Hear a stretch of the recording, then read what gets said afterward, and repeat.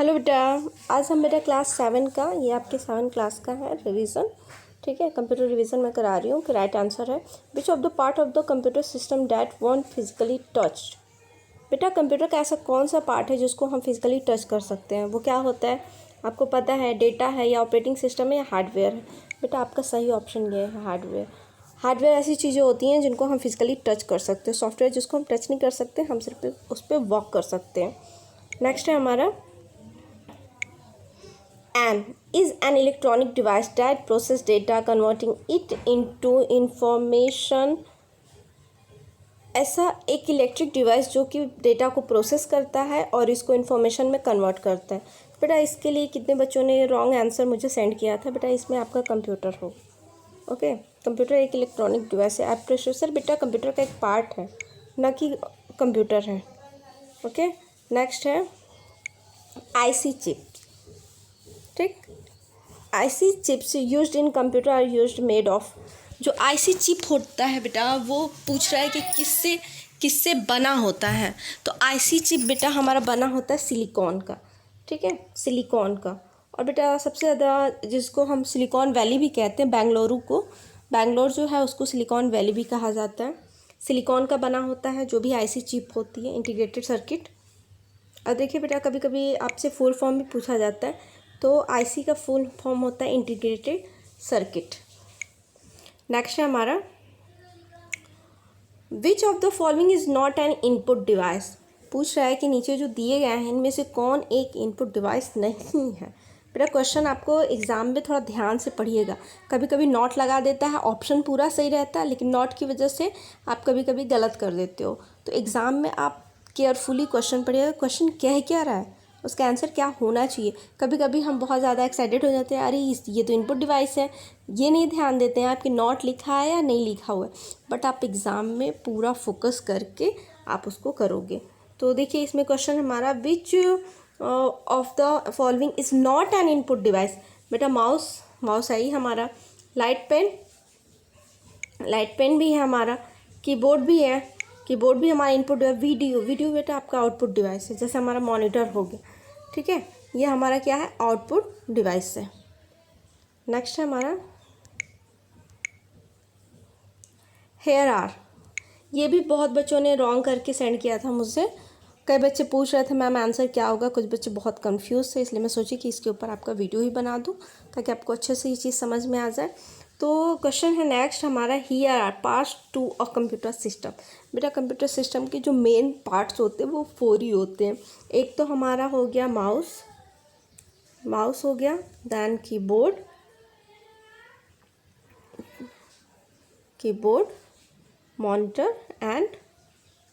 Monitor हो गया, next हमारा CPU।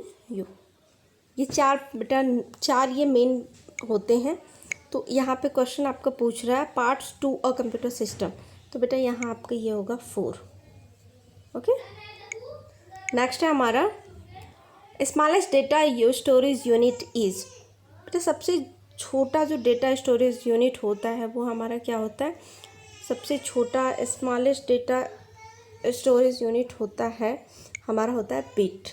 यहाँ पे आपका 1 वर्ड में है, बिट होगा। ओके, बिट आंसर होगा। Smallest data storage unit is bit. सबसे छोटा बेटा बिट होता है। 4 बिट को 1 निबल भी कहा जाता है। देखिए यहाँ पे क्वेश्चन पूछा है, कभी कभी ऐसे क्वेश्चन आ जाते हैं।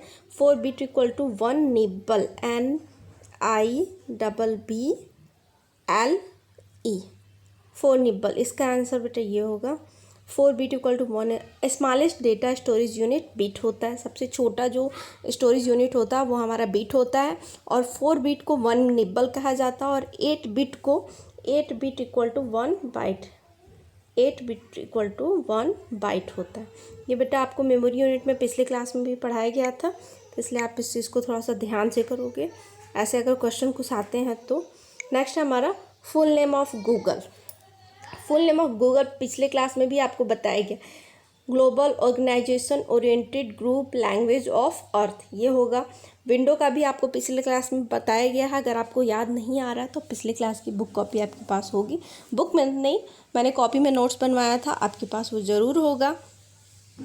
तो इसके लिए आपका है विंडो का wide interactive network development for office work solution. ये विंडोज़ का है, ARPANET का advance research project agency of network. MS बेटा कई बार बच्चे पूछते हैं MS बेटा माइक्रोसॉफ्ट का फुल शॉर्ट नेम होता है।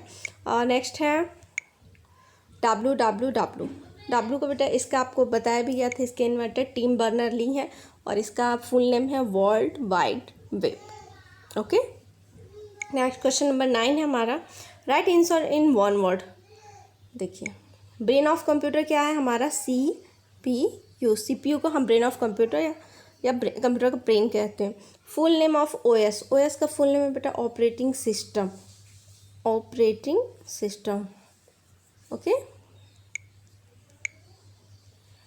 फुल नेम ऑफ MS अभी जस्ट ऊपर भी पूछा गया था, फुल नेम MS का होता है Microsoft. Full name of GPS बेटा ये सारे आपके प्रीवियस क्लासेस में लिखाए गए थे नोट्स में। Full name of GPS is global positioning system.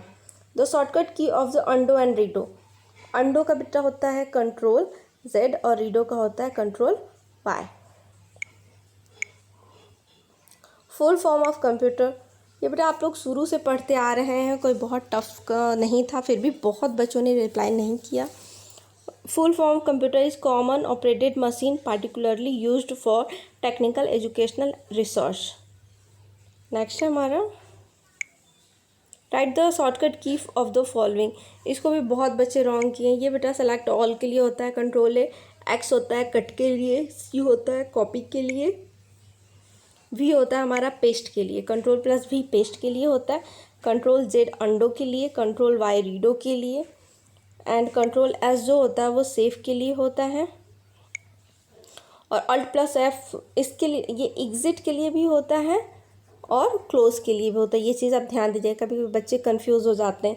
Exit और क्लोज़, एग्ज़िट मतलब होता है किसी चीज़ से बाहर आना, और क्लोज़ मतलब भी होता है, सेंस वही होता है, बस वर्ड अलग अलग है, तो इसके लिए आप कंफ्यूज मत होइएगा अगर ऐसे क्वेश्चन होंगे तो। एंड Ctrl+O होता है हमारा किसी भी फाइल को ओपन करने के लिए। न्यू होता है, N होता है किसी भी न्यू डॉक्यूमेंट को लेने के लिए, न्यू पेज को लेने के लिए। Ctrl+B होता है किसी चीज़ को बोल्ड करने के लिए,